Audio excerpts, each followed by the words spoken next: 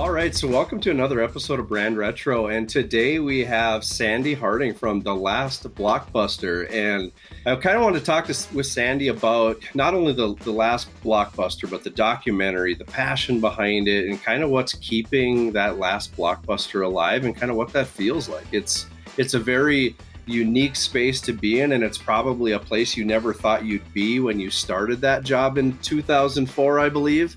But tell us a little bit about the journey from when you started to today and kind of what that's been like. For one, I never thought I'd work in a video store. So my experience prior to working here was clothing. I mean, I did manage clothing stores and traveled a lot and worked, just with management and HR and that kind of stuff. And a very good friend of mine, in fact, my son's godmother, used to work with me at one of the clothing companies, and she worked here for Ken and Debbie. And so that store that I'd worked for prior to here for 10 years, the mall was closing. They were tearing down the mall, which I know everybody's kind of familiar with that concept as well. And so I had been off for probably about 4 months of work with 3 little boys at home. I had taken them to Disneyland. I had painted my kitchen. I had done everything that I could possibly do to keep myself busy, and I was going absolutely bonkers. So I called her up and said, hey, give me a part-time job. Give me some adult conversation. Get me out of the house, away from the kids. And that's kind of how I started. And she actually was like, well, we're actually getting ready to open up a new location. And I was like, I really am not sure that I want to do management. I would want to just do part-time. I'm just looking for something simple.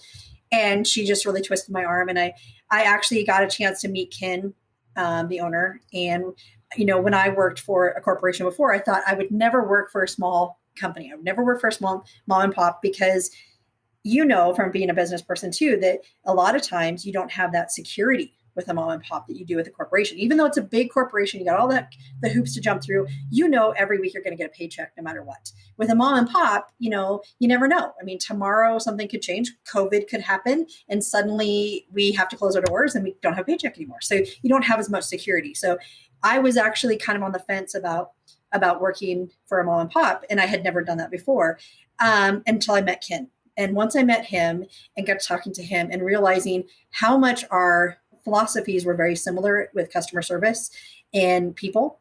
I know that I'm every HR manager's worst nightmare, and I'm sure you probably saw that in the documentary. But I love the people that I work with, and I definitely am their priest, their mother, their school teacher, their everything, and definitely dive too much into these kids' lives than they need me to be. But I love them. I truly do care about everyone that comes in the store, whether it's customer or an employee, and they become a part of my family. And it was a great opportunity as my kids, I'm kind of jumping ahead a little bit, but as my kids got older and to have all 3 of my sons be able to work here with me was a great opportunity too, because, the nepotism aside, the fact that I could teach them work ethic, I could give them all those skills that they were going to need in life and make sure that they got them right. And I'm not saying I'm perfect, but I can tell you they all had to work harder than everybody else to get their promotions, to get their raise, to get their hours, because nothing was handed to them because mom was the boss. So jumping back now, though, getting to know Ken and all of those philosophies of customer service, I just immediately fell in love with the concept of what he was trying to do. And getting in here and working and knowing that he had my back and that I didn't have to worry about, hey, if I want to give this customer a break in their late fees, I didn't have to go through a corporate chain like other people did, or that he was more concerned about his employees and his customers than anything else. And that made me feel really good. I can tell you the first year I worked for him, a lot of people don't know this. I've mentioned it in one other podcast, so you're very special. But my husband and I actually got divorced and remarried. And during the time that we were divorced was when I came to work for Ken and Debbie. And we were only apart for a couple of years, so it's not like it was a big time. But I was a single mom and Christmas came along and I had 3 little boys and I wasn't really sure, how I was going to do Christmas and pay my bills and still buy Christmas presents and all that kind of stuff. And Ken gave me a Christmas bonus and from Ken and Debbie. And he walked in and gave me that card with the money inside and I just lost it. And it wasn't that it was such a huge amount of money, but it was that I'd never received anything like that from any employer in all the years. And I was in my 30s by then. So, it was something so special to know that he appreciated me so much. And without even knowing what he was doing for me, gave me that Christmas bonus, pretty much sealed the deal. So that was in 2004. That was at Christmas 2004. And now it's 17 years later. And I would not dream of leaving this store until it closes. So, and hopefully that won't be for a long time. I think you said it in the documentary, you're going down with the ship, right? I am, absolutely. Right. So that's a little bit of a background of me personally in the store, not, all aside. People also don't know that my husband actually worked at Blockbuster when we first got married in Medford, Oregon. And so Blockbuster, he worked for a small local movie time here in Bend when we first got married. So we definitely have that movie background. We actually came in here to this location when we were dating, and it was still Pacific Video. And my friend Melissa worked here and rented movies, Forever Young and A Few Good Men for his birthday. Got the German chocolate cake, and that was our birthday bash that we had that day. But anyway, people don't realize that this store has always been a part of my family's life, even before we were a family. So I just want to add too that, I don't know that they specifically call it out, but during the documentary, it's pretty clear that your passion and your relationship with not only the brand, the store, the people in it, I mean, it's very evident that that was a huge part of kind of what kept it alive and kept the support there. So kudos to you for kind of falling in love with something. And honestly, by the way, correct me if I'm wrong, but it kind of sounds like you fell into the opportunity to some degree, and all of a sudden it just turned into this, right? Yeah. So I opened up that other store in December of 2004 during end of late fees. And by May of 2004 or 2005 is when I moved here to this store. And the current GM left, and I kind of stepped into her shoes. And at the time, my friend Melissa that was here, she and I shared those responsibilities for several years. I did all the human resources stuff, which I already told you was the worst nightmare. And she did all the movie orders and the candy and stuff. But we shared the responsibilities until she left the company, and then I took over it all. But yeah, it was about 6 months, maybe 9 months in before I started kind of doing way more than I initially had planned. So are you a movie buff? Is that kind of what draws you to it? Or is it more about the customer relationships? I think it's more about the relationships. I definitely love movies. And I can tell you that our family Bible is the Movie Hound book. I don't know if you remember that. And I think that I looked the other day to see which one we had. And I think we have 2017 as our latest version we have at the house. But whenever we take a road trip, we take that with us. And people would kind of be like, what do you mean it's your family Bible? And then we pull out this huge book of, Movie Hound book that's good 5 inches thick. I mean, it's this huge book. And we would pack it along and we'd play movie trivia games in the car. Had so much fun. So yes, we are a movie family. I'm probably the weakest link in the entire family. But no, we definitely have our moments. And I know that other people will play trivia games and they always will split us up. It's like no two Hardings are allowed to be on the same team together, because that's just a really bad scenario. And usually you try to keep my 2 middle sons apart, because they're only a year and a half, but they play off of each other so well that, I know that there's a Blockbuster game. And so I'll tell this little story about Jeremy and Alex, because 2 Christmases ago, when we were still prior to COVID, we decided to play the Blockbuster game at the Christmas party that year. So Christmas Eve, it was just me and my husband and our 2 of our sons. The other 2 were not home. And we decided we were going to try it out first. Well, we had all been drinking, and I didn't realize just exactly how much. They're all over 21, by the way, but we had definitely drank a significant amount of money, or a significant amount of wine and alcohol.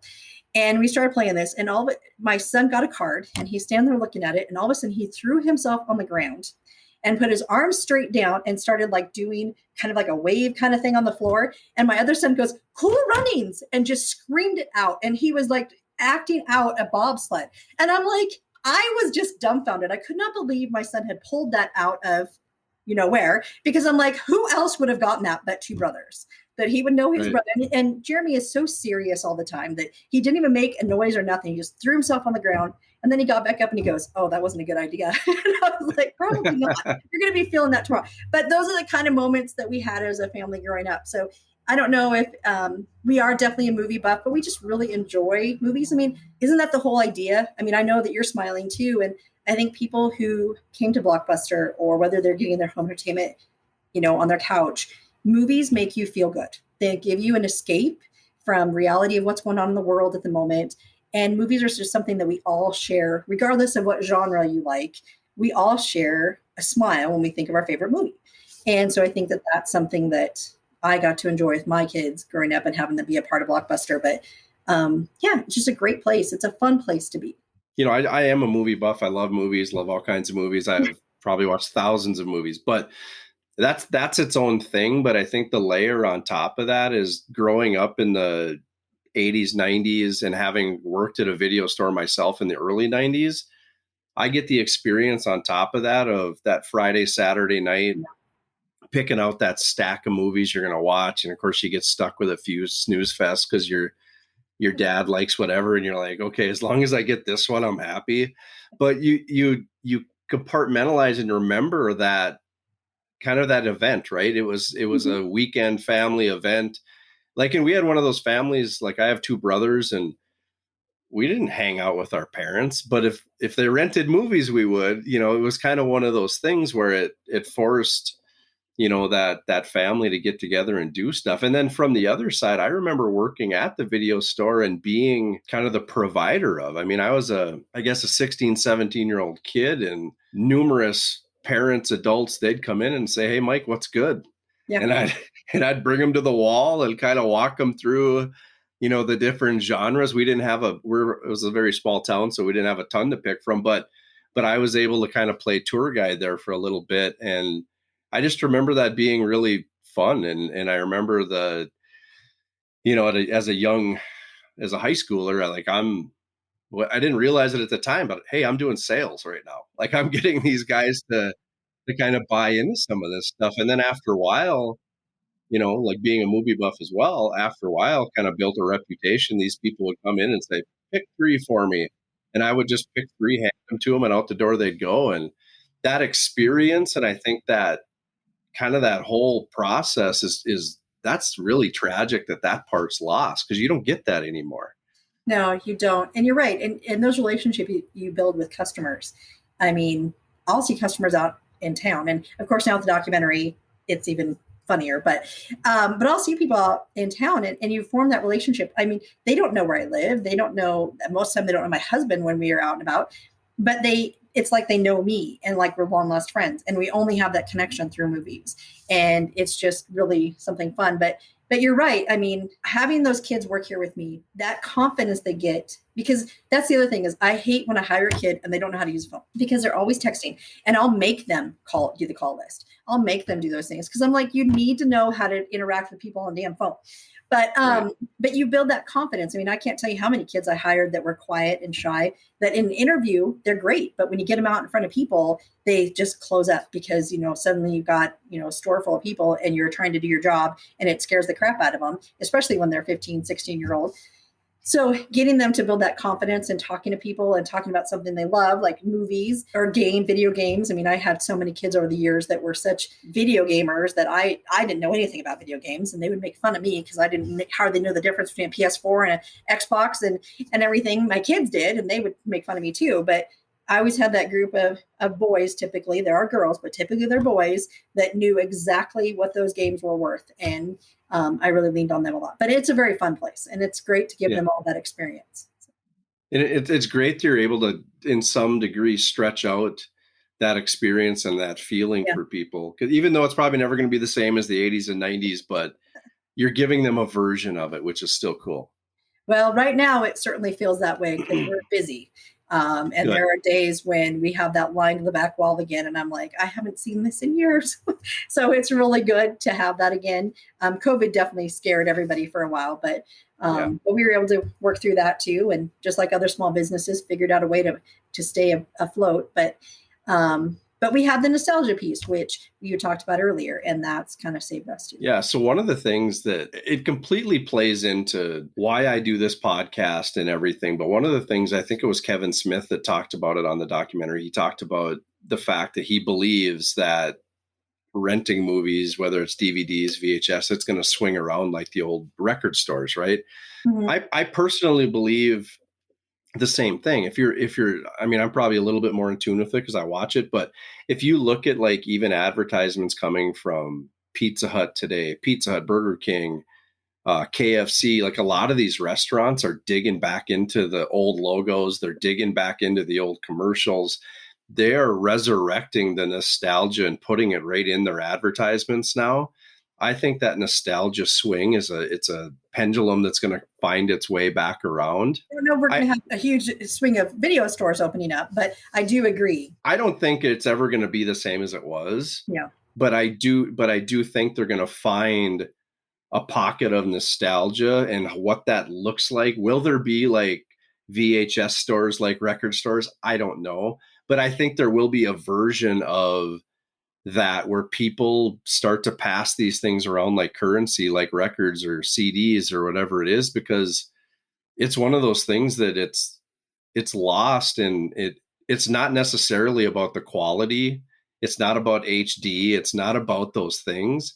It's about remembering. Because like I even look at like kids, there's like a network of people that collect Atari games. Well, if you've ever played an Atari, not great.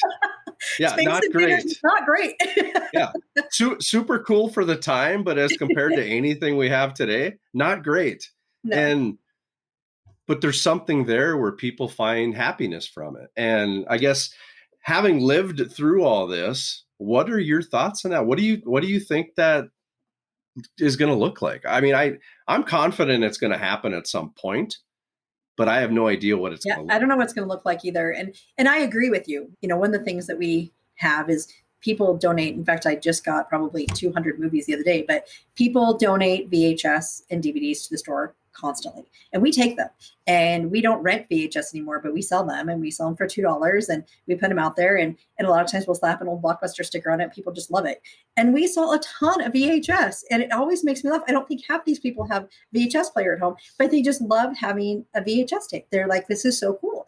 But we have a lot of people come in here with their families. And I think that one of the things, the pandemic that we've been in, I don't want to spend a ton of time talking about that, but during the pandemic, it forced families back together again.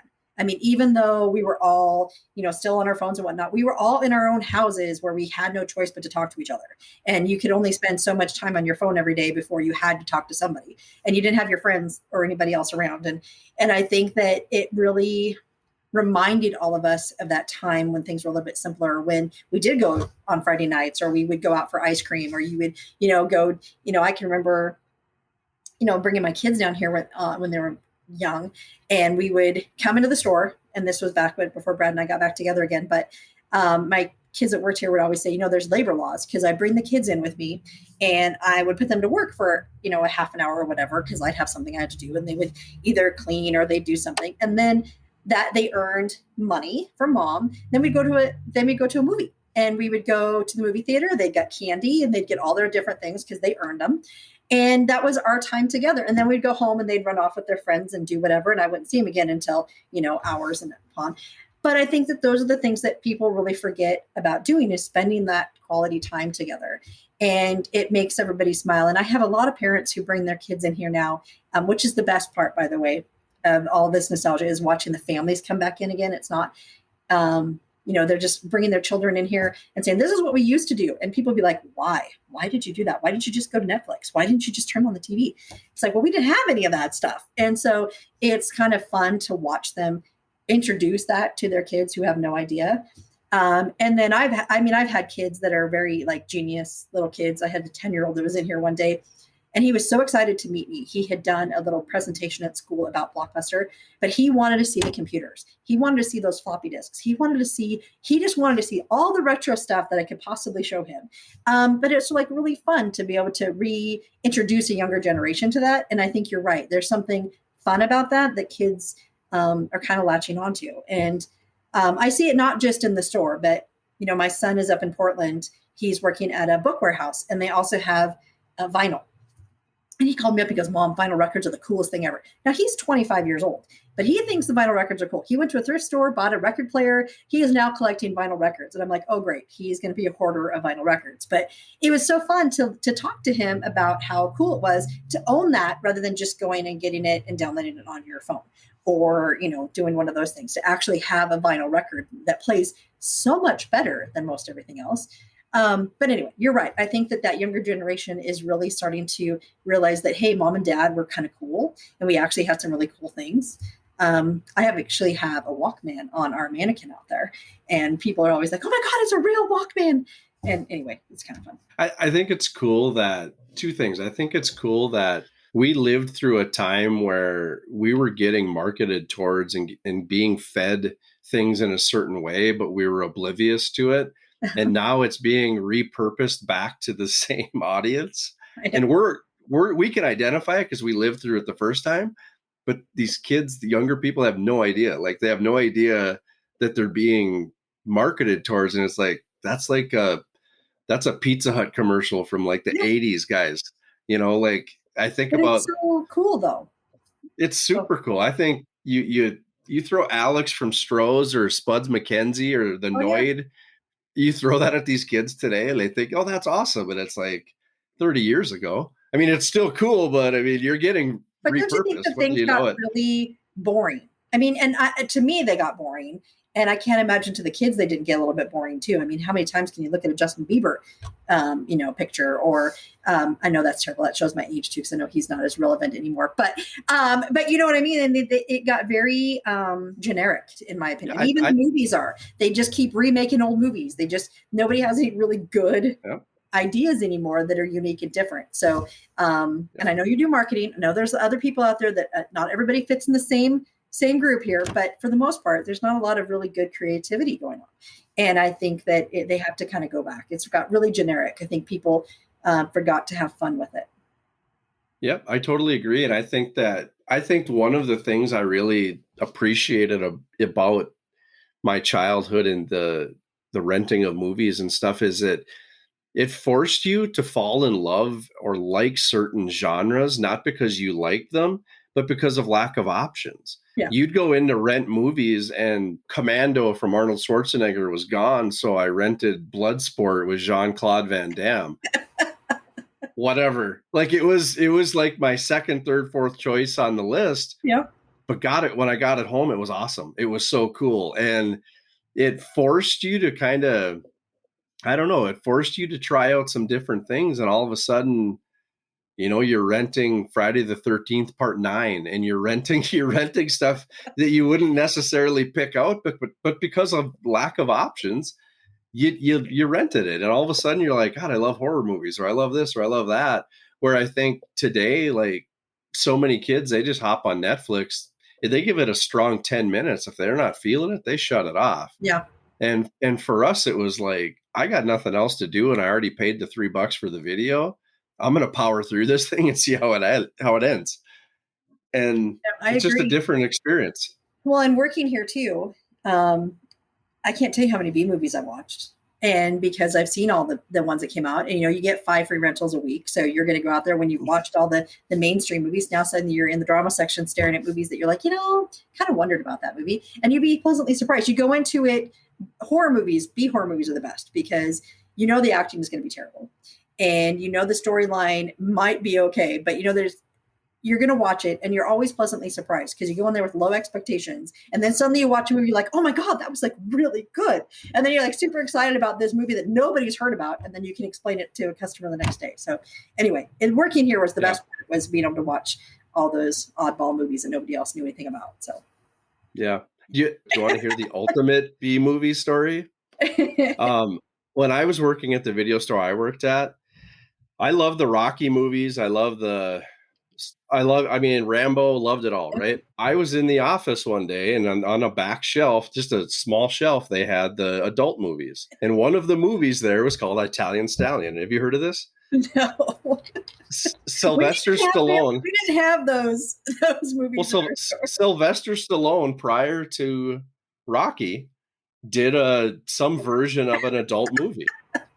And it was laying on the desk, and I'm looking at it, and I'm like, Italian Stallion, what's this? And I'm looking at it, and it really didn't say what it was. It wasn't real clear. And it had a very nicely designed cover with a horse with, steam coming out of its nose and whatever. And I'm like, I love Sly Stallone. He's awesome. So I popped it in right at work. And I'm sitting there, and I made it about 10 minutes, and I'm like, what is going on? Like, because it was bad. It was not good. But yeah, that was like I was pretty careful after that to make sure that I was picking out the right movies and reading the back for sure. Oh no, So I had a few of those stories too. My aunt actually had a video store when I was a kid that my mom worked at, and I can remember, I can remember mom bringing home a movie called Debbie Does Dallas. I'm like, "What's that movie, Mom? I really want to see that movie." And she's like, "No, you don't." And yeah, it was like the super great state of Texas. Yeah. So I know those kind of stories too, and I try to forget them. I mean, obviously, it has to have changed a Oh, bunch since the documentary came out. But how has it changed? And is that wave? Are you still riding that wave? What's that look like? yeah, the last 3 years have actually been pretty crazy and hectic. I mean, it all started when Alaska closed their stores, and that was quite a trip. And I can tell you that people don't realize I have very bad anxiety, and so I can still remember the first interview I did with Taylor, and it was the first interview I'd ever done, and it's the one, and I'm pretty sure it's on the cover of the movie or something. But I have very short hair, and I'm sitting in a chair, and Taylor's talking to me, and I was super nervous. And he was like, "Oh no, it'll be fine." And as soon as I started talking about Blockbuster, it was like so easy. And so here I am, 5 years later, and I can do podcasts with you or interviews with anyone. And it's so strange for me personally, because I would have never thought that I'd be that I'd be in a movie, for one, that millions of people have seen, or that I'd be doing all these interviews. I mean, I've done so many things and so many people that I've talked to all over the world, and I'm very blessed by it. I mean, trust me, it's not lost on me. It's a privilege to do these things. I get to represent the store and represent Bend, and I'm hoping that I'm doing a good job. And I appreciate every local person that comes in and tells me I do, because it makes me feel better and really touches my heart. But no one, I would never have guessed in a million years that I'd ever be comfortable doing any of those things. And so that's like the biggest change for me. And people come in all the time and go, "Oh, you're a natural. You do such a great job." And I'm like, "Oh, you have no idea how much sleep I lost before that first interview, how scared to death I was. I probably about peed my pants like 5 or 6 times that morning, because I'm like, "Oh my God, I'm not going to make it through this." Anyway, so personally for me, that for the store, yes, because prior to the Alaska stores closing, we weren't really sure how long we were going to be here. We had just closed our Redmond location in March. And by that July is when we became the last one in America. And so much stuff had changed. There was probably 9 stores going into fall of 2017 before any of that happened.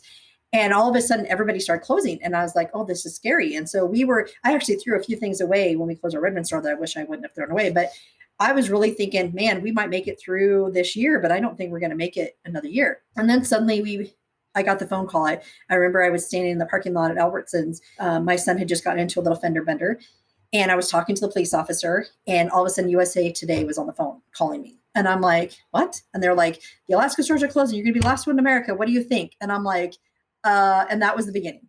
And from that point on, I mean, my phone was ringing constantly, all this media attention, people were coming in, they wore out a path in front of our sign, where they were standing taking pictures. And it was just, that was the beginning. And it's never really slowed down. I mean, it feels like every 6 months or so, something else happened. We did the Airbnb thing. The Ellen Show was here. We had our block party where we had a local brewery that made a beer for us. One of my sons, Ryan, who runs our website, got to go to London, and that wasn't in the movie. And so a lot of people don't know that.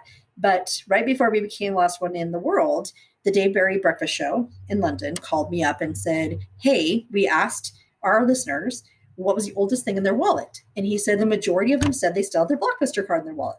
And you have to remember that Blockbuster had been closed in the UK for a long time. So they were really shocked by it. So they called and they're like, "We know that you're the last one in America, and we would love to have you fly over here with a movie of their choice and watch a movie with our listeners." And I'm like, "Go to London, free trip. You've got to believe I'm going to be in on it. I've never been to Europe. This sounds great. I have a passport." So my husband and I were making plans to go to London, and suddenly we became the last one in the world. And it all happened within like a 2-week time frame. Well, then the Ellen Show's calling and all these people, and I'm like, I can't leave. I mean, the store was so crazy and nuts. I was like, there's no way I can leave the store. It was hard for me, but Ken's passport was expired. My store manager, Dan, doesn't have a passport. The only person that had a passport was my 18-year-old son, who was the assistant manager. And I'm like, oh God. So Ryan got to go to London, and the drinking age, of course, is 18 in London. They put him up at a 5-star hotel overlooking the Eye of London. He had, a chauffeur pick him up at the airport. He had a bottle of wine in his room. He was in like heaven for an 18-year-old kid. And he had so much fun. But there were so many really cool things that happened that are still continue to happen. And, I just got off a phone call earlier. We're going to help out with the Bend Film Festival this year. And, everything's virtual. So they reached out and they're like, hey, what do you think about, incorporating the store in the film festival? And I'm like, that sounds great. Let's do it. Let's have fun with it. And that's going to be sometime this fall. So it's like, we have so many opportunities. I'm going to be speaking to the Bend Rotary Club here in another week as their guest speaker. Never thought I'd ever be doing that. I'm like, why do a bunch of business people, and these civic leaders in our community want to speak to me of all people? So anyway, I've just gotten to do a lot of really cool things, and the store has, and it really hasn't slowed down. So with the documentary coming out, it was also spring break, which we got our heinies handed to us. Let me tell you, all of our merchandise is made here in town, which we're very proud of. We have other small businesses, lots of family-owned businesses that print our T-shirts and all of that stuff for us. And we sold out within probably like 2 days. And I'm like, oh my gosh, which is a great problem to have. But it sucks when people are coming in the door or ordering stuff online and we don't have merchandise to fill the orders because they're having to print it all. So anyway, it's been very busy, which we're very grateful for. And as I've said before, I'll take crazy busy over closing our store any day. Yep. But it's been this wonderful whirlwind of wonderful people like you calling us, wanting to do podcasts, wanting to interviews, people coming to visit. And it's just been amazing. And we're very, very grateful for all of it. Sorry, I don't know if I even answered your question there, but I got kind of carried away. No, you did. You did. We personally, as a brand, as a company, we love the story, first of all. And I personally, like I told you, I love nostalgia. I love arcade games. I just think that era is so cool, everything that we grew up with. But we wanted to, not only have a conversation with you about the brand and how you've been able to sustain it beyond, anybody. Probably the odds have been stacked against you for years, but you've sustained, which is super cool. And we wanted to kind of help keep the fire going. Because like you said, if we can keep kind of churning up the story and building the nostalgia and the reputation as the last Blockbuster, it's going to be that much harder for anybody to ever see it go. Well, and we've had so much, we've got some people that we have the online orders, for example, I was talking about. We had almost 6,000 online orders within a month. And we do them all here. The only full-time employee I have is Ryan, my son, who does the social media and online. I have a couple part-time high school girls that help him. So suddenly I was calling my mom and everybody else that I could possibly find that I knew wasn't working, that are retired, that could come in here and help us. So now my mom's working full-time. I'm working full-time in the online room.